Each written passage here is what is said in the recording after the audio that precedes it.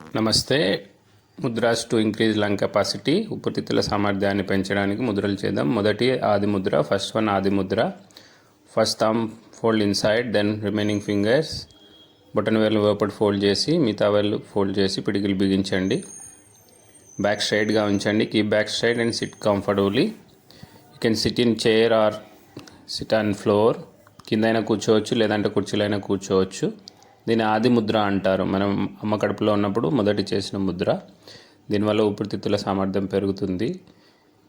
వెన్ను నిటారుగా ఉంచి 5 నుంచి 10 నిమిషాలు చేయొచ్చు. You can practice up to 10 to 15 minutes, even 10 నుంచి 15 నిమిషాలు కూడా చేయొచ్చు. నెక్స్ట్ వచ్చేసి లింగముద్ర. మీ కుడి చేయి బొటన వేలు పైకి ఉంచాలి. ఎడమ చేయి బొటన వేలు, చూపుడు వేలు కుడి చేయి బొటన వేలు చుట్టూ తిప్పి ఉంచాలి. First right thumb up and interlock your left thumb and forefinger. Interlock all remaining fingers.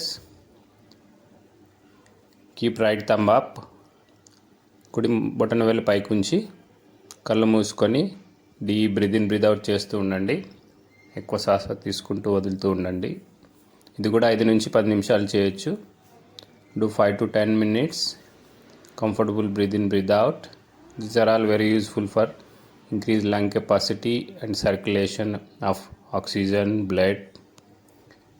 Comfortable breathe in, breathe out.